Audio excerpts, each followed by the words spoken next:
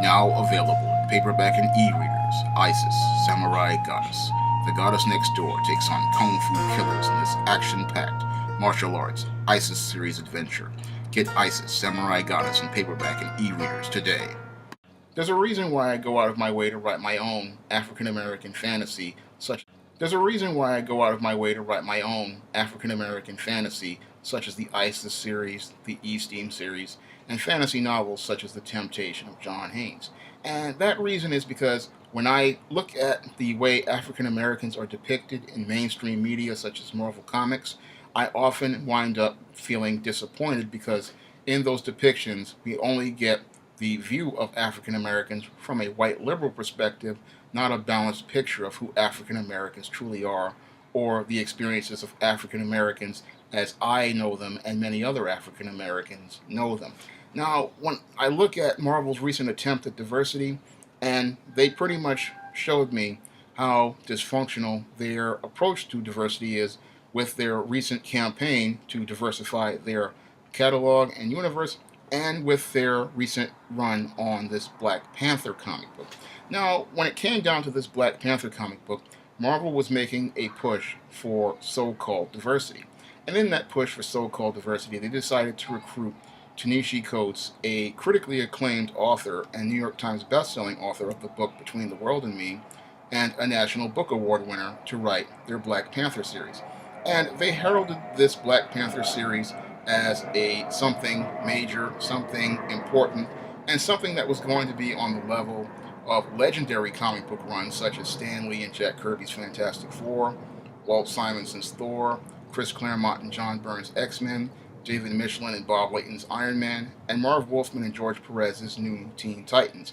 And many black comic fans were anticipating something amazing with this comic book run. Unfortunately, Ta-Neshi Coates' run on Black Panther is considered one of the worst in comic book history, and many comic book fans were thoroughly disappointed with Ta-Neshi Coates' run on Black Panther. Now, the reason why Ta-Neshi Coates' run on Black Panther pretty much failed was, one, because Ta-Neshi Coates was grossly unqualified to be a comic book writer, and two, because white liberals were looking to push agendas with Ta-Neshi Coates' run on Black Panther. Now, the reason why Ta-Neshi Coates was grossly unqualified in spite of his sterling background was because your Ta-Neshi Coates had never written a comic book before. Now, Ta-Neshi Coates is a critically acclaimed author, and he's a very popular author. However, comic books are a craft, and you have to understand the craft of comic book storytelling. And when it comes down to Ta-Neshi Coates' storytelling approach, it is often expositional, and he often tells instead of shows. And that was one of the big problems with his run on Black Panther. The other big problem was that he just didn't understand that comics are a visual medium. And in a comic book, the hero has to be featured prominently. Now, in Ta-Neshi Coates' Black Panther, the Black Panther is not featured as a main character. He has been pushed into a supporting role in the book with his name on it. And that, in some ways, in and of itself, emasculated the character, because when we think of the Black Panther, we think of a strong alpha male, the king of Wakanda, a leader of his people, a man who is front and center, and a man who is pretty much in charge of everything in Wakanda and aware of everything in Wakanda. However, because Ta-Neshi Coates is not a seasoned comic book writer and does not understand the Black Panther's mission, and has done no research on the Black Panther, he decided he was going to write Black Panther comics from his own perspective and not the perspective of a comic book. Now, when I think of Black Panther, I think again of the King of Wakanda, a technologically advanced society in Africa, a society that pretty much has to deal with all sorts of political issues from neighboring countries and other political enemies, such as Latveria, where Dr. Doom lives, or countries that might have tensions with them, such as Atlantis, where Namor the Submariner lives, or having to deal with conflicts where people are trying to steal vibranium, which is considered the major asset in Wakanda. And I would think that this would be the focus of most of his stories. Unfortunately, Coates was so grossly unqualified that he didn't even understand the background of Wakanda or the importance of vibranium or the importance of the technologically advanced society. No, he decided he was going to try to try to shoehorn real life Africa into a fantasy African country, and he was going to talk about how the Wakanda had fallen and how the Black Panther, the king of Wakanda and the leader of the country, was sitting back passively watching this go by. Completely out of character for the Black Panther character, who was known to be a bold man, an aggressive man, and a leader. Pretty much a guy who takes charge, and if he saw his country in crisis, would be making efforts to protect his people. But your Ta-Neshi Coates didn't want to write that story. He wanted to call himself making a commentary on things going on in real African countries, not understanding that people don't go to comic books to read about diaspora going on in African countries. They don't want to read about camps where girls are being sexually assaulted. They don't want to read about people trying to overthrow a country. No, they don't want to read about that. They want to read an escape where this Black Panther character is taking on his enemies, such as Claw and other characters, and trying to protect the King of Wakanda, and working on trade with people like Tony Stark and Reed Richards, and also working with them towards fighting against crises on teams such as the Avengers. That's what people wanted to see in a run on Black Panther. Unfortunately, Ta-Neshi Coates decided he wanted to go in a different direction. And one of the reasons why he wanted to go in that different direction is because many of the white liberals at Disney pretty much wanted to go in this different direction. Now, it's no secret that Marvel, a subsidiary of Disney, has been going out of its way for the last 25 years to push a homosexual agenda. A homosexual agenda that is clearly featured in many of its films and many of its television shows on its television networks, such as Roseanne, Ellen, and many others. And this whole push for a homosexual agenda was pretty much made front and center for your black run of Black Panther by Ta-Neshi Coates. And Coates pretty much pushes homosexuality very hard in his Black Panther series. And when we look at Ta-Neshi Coates' push for homosexuality, it often parallels that of Alice Walker back in 1985. Now, back in 1985, Alice Walker won a National Book Award for the novel The Color Purple. And inside of the novel The Color Purple, the themes in that book were the misandristic presentation and negative portrayal of black men, the promotion of black feminism, and the whole push of black lesbianism. And when we take a look at Ta-Neshi Coates' run on Black Panther, we see that he's pretty much pushing many of the same things. When we look at the way he presents the Black Panther, he goes out of his way to present a misandristic view of the Black Panther, and he goes out of his way to emasculate the Black Panther by making him an ancillary character in a book with his own name. So he pretty much degrades this Black Panther character by emasculating him in his own book. And then he pushes black female empowerment and then says that the black woman is a victim by, in one issue, promoting the whole idea of these whole camps where these females are being sexually assaulted and making it look like the Black Panther is weak by passively watching him go by as this goes along. And he also goes out of his way to emasculate the Black Panther character in one comic panel by presenting him again in this Hulkbuster type armor. And the way he is positioned in the armor is almost like a baby inside of his mother's womb. A very disturbing and dysfunctional image. And then we look at Ta-Neshi Coates' run on Black Panther, and he pushes homosexuality very heavily with these Dora Milaje guards. Now, these Dora Milaje guards are presented as a sort of masculine female force of guards that have to protect this Black Panther. And when you think about the whole concept of Black Panther having female guards, that's pretty much a very emasculating thing. Ask yourself a question. Why would an alpha male like the Black Panther, a man who has taken the heart-shaped herb which gives him enhanced strength, enhanced speed, and enhanced stamina, need female guards to protect him?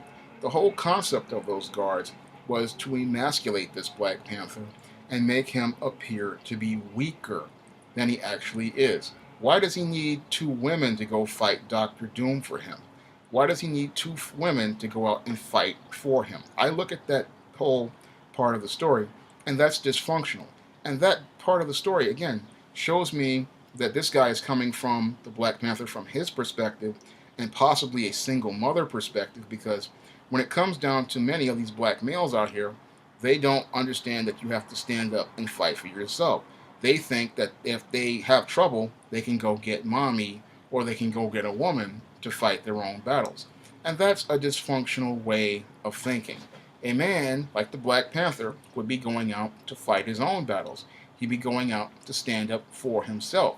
This is what men do, but in the pages of Ta-Neshi Coates' run of Black Panther, he goes out of his way to emasculate this Black Panther to push the white liberals' homosexual agenda.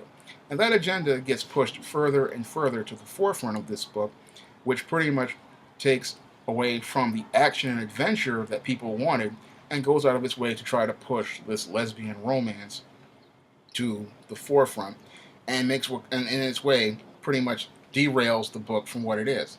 Again, a comic book is supposed to be a book featuring a story about the main character. And the main character is supposed to be a hero who goes out and fights bad guys.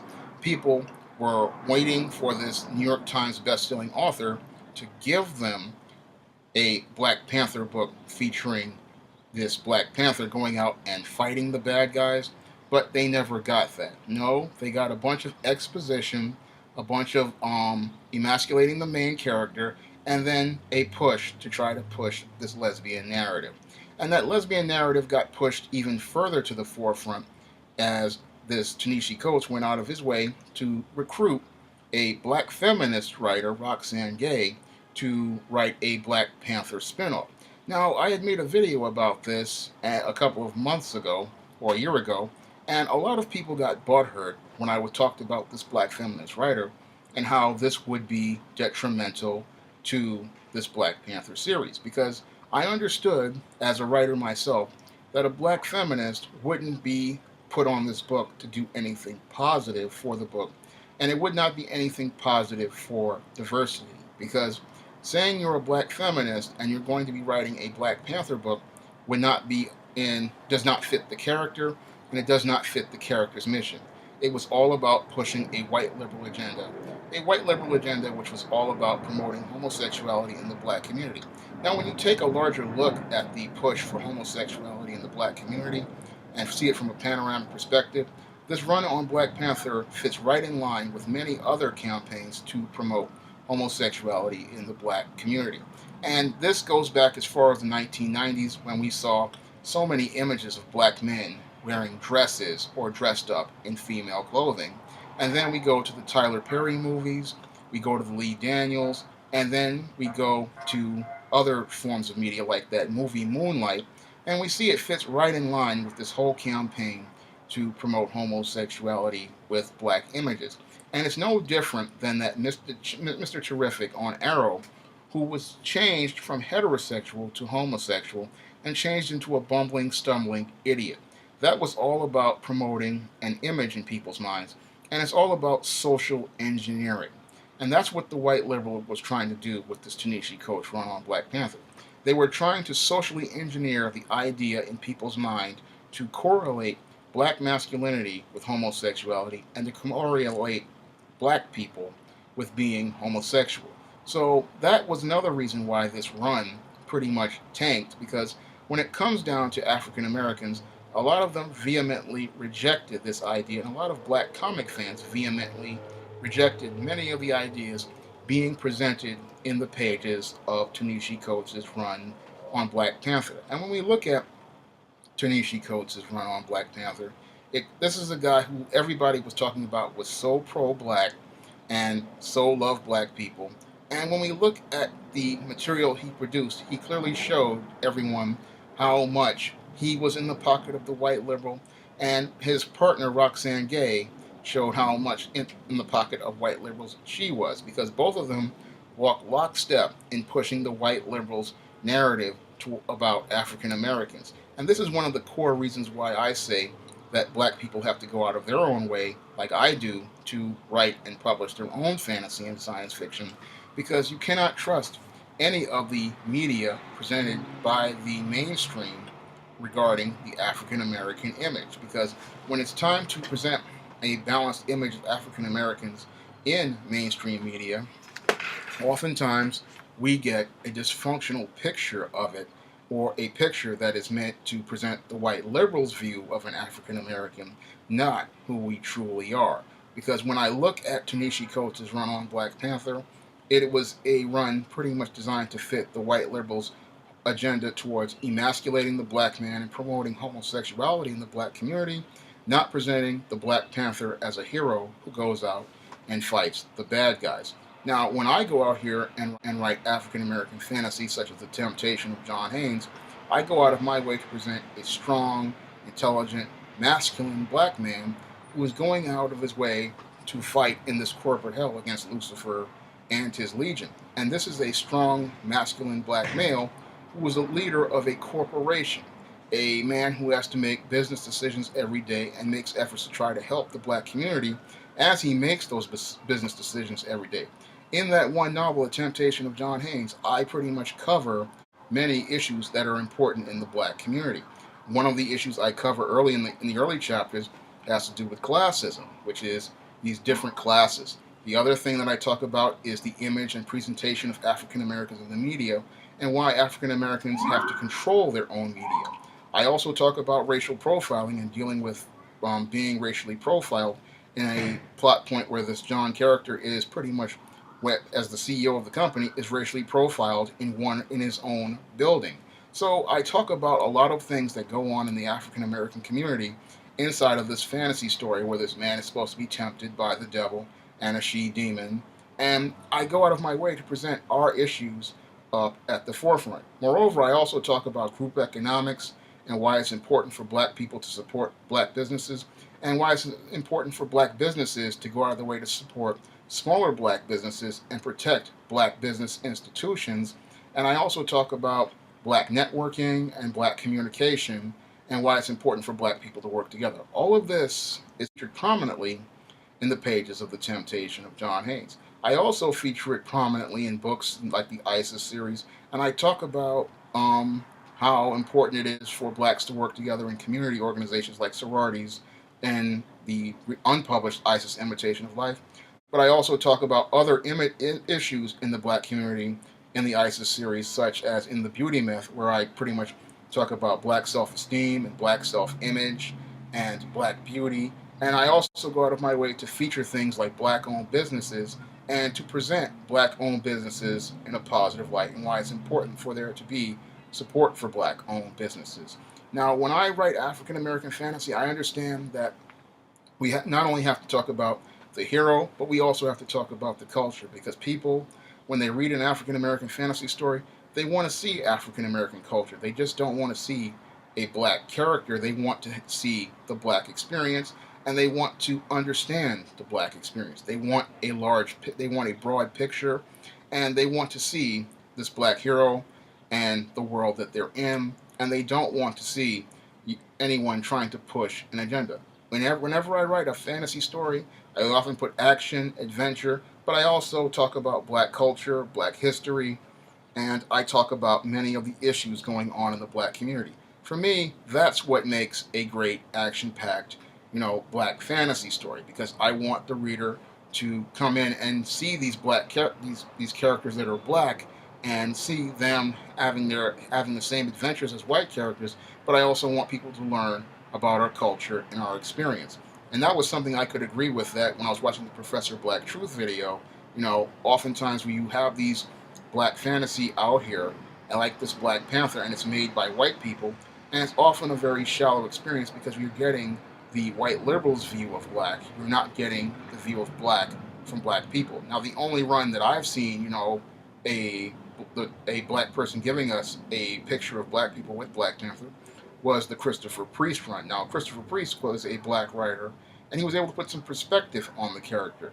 And that perspective is what made the character, define the character in the early 2000s. But when I look at Ta-Neshi Coates' run, I clearly see what happens when the white liberals handpick a Negro and put him in a job and then tell him to write what they want to write.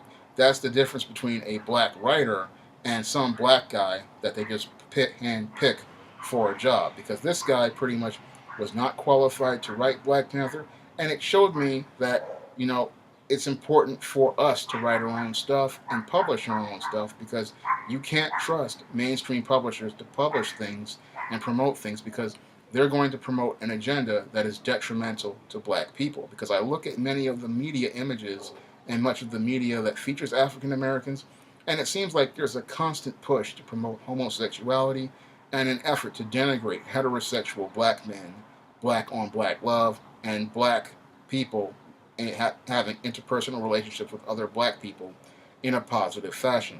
And the only way we're going to get that type of story is if black people go out of their way to buy books like the ones I promote on the SJS Direct imprint and promote those type of ideas, because that's what I promote in most of my books. Books like The Temptation of John Haynes, I go out of my way to promote black on black love, black business, black group economics, black empowerment, and black leadership. And in books like the ISIS series, I promote a positive image of black women, a balanced image of black women, a humanized image of black women, and action and adventure featuring the Nubian and Egyptian gods. And I go out of my way to promote those stories because, again, I don't believe that mainstream media is going to produce those images. I don't believe that mainstream media is going to promote those images, because mainstream media is all about degrading the black image, emasculating the black man, and pretty much degrading the black image overall. You can pick up many of the SJS Direct titles, such as The Temptation of John Haynes, on Amazon.com, and you can pick up the ISIS series on Amazon.com. And if you really want to help me get out the 2017 catalog, you can send a donation to my PayPal or my Patreon. That's all I have to say for this video. You can comment, rate, and subscribe.